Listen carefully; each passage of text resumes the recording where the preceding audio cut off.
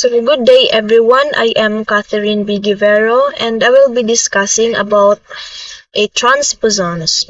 So let us define what is a transposon. So a transposon is a DNA sequences that can move from one location on the genome to another. So for example, this is a genome and this is the transposons, a DNA sequence, and accordingly it could transfer from one location to another. That is why from this location na-move siya to the ring location. And that is also the reason why it is also called as a jumping genes. So transposons are discovered in corn during the 1940s by American scientist Barbara McClintock. So her work won a Nobel Prize for Physiology or Medicine in 1983. So there are two modes of a transposition of a transposons. First is the movement without duplication, where it jumps from one location of the genome to another, from this location to this location. And this process, they don't leave any copy behind. That is known as a non-replicative mode of transposition. And the other transposition is the movement with duplication.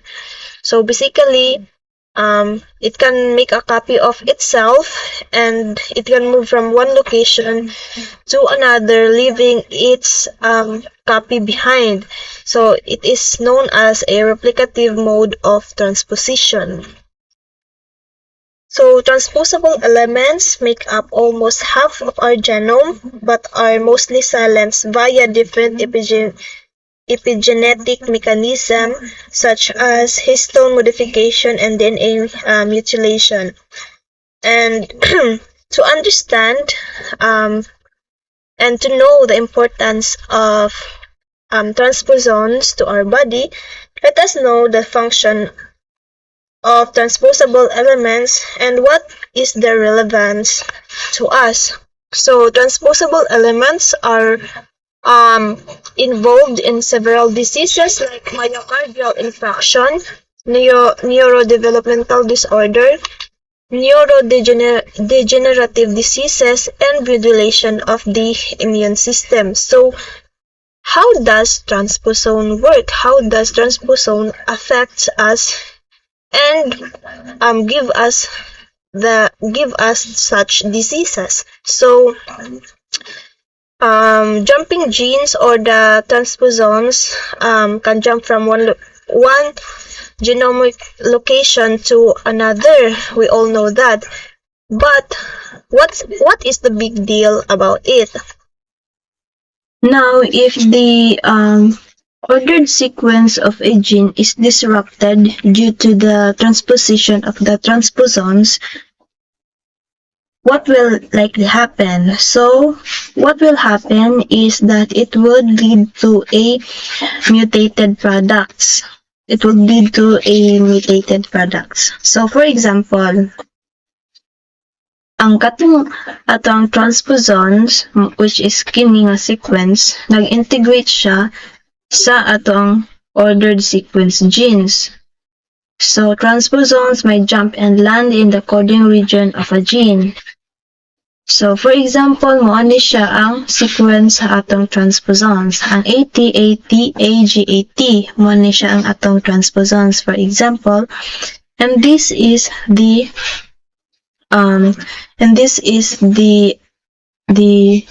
structural genes nga iyang gi-integratean. So, due to the transposition of the transposons, the open reading frame will be disturbed.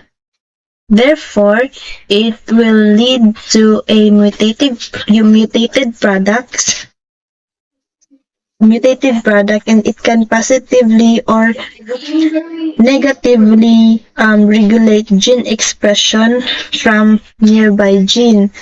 Therefore, obviously, transposons has an activity on gene expression as well.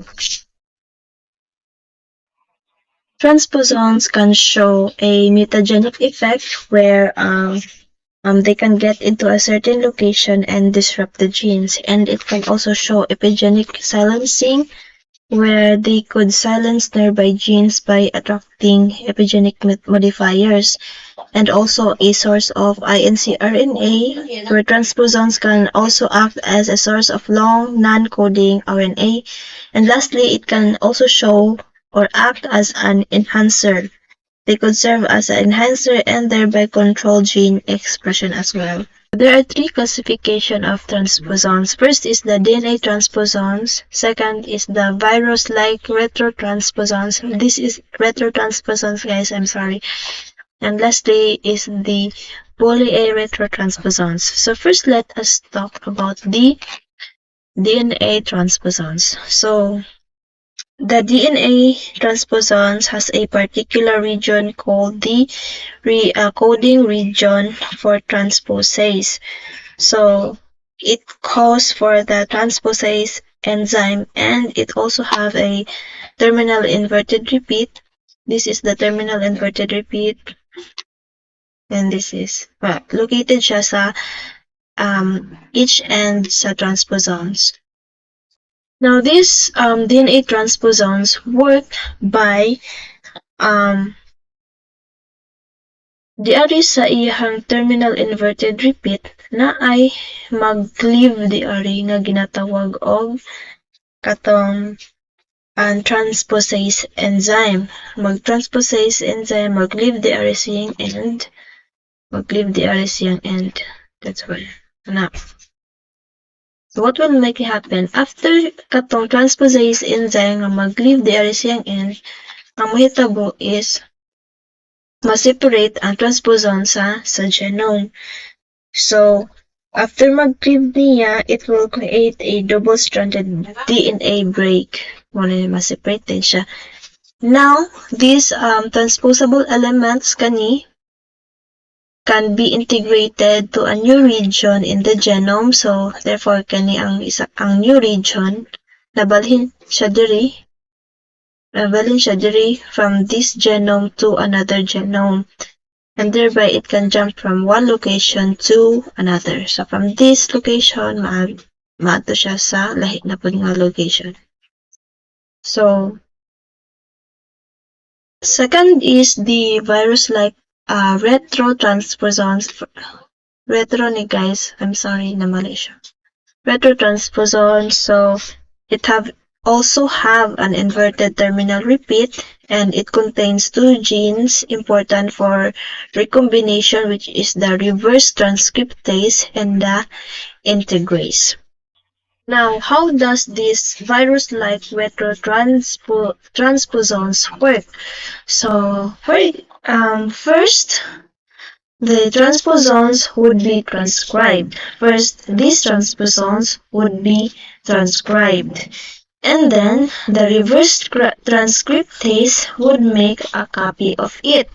From these transposons that is transcribed, the reverse transcriptase would make a copy of it. So, mauna ni siya. And then, it would form into a cDNA intermediate, a transposons ng OH sa last. And then, this cDNA intermediate transposons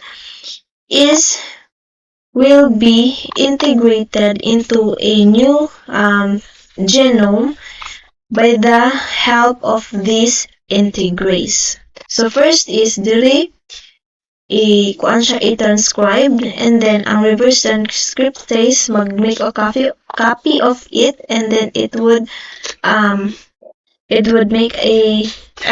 form a cDNA intermediate, and this cDNA intermediate would be integrated to a new genome by the help of the integrase. Lastly, the poly-A retrotransposons, it looks exactly like a gene. So, it differs from um the two because it do not have an inverted terminal repeat, has 5' and 3' UTR, can be seen in the polyerythro transposons just like our RNA, and has an and it's adjacent to the 3' prime UTR.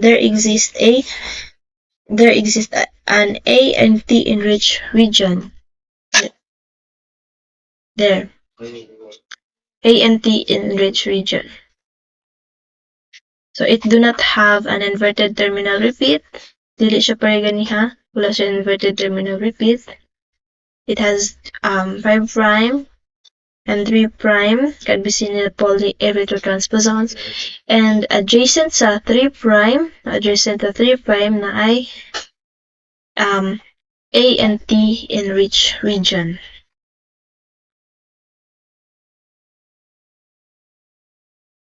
So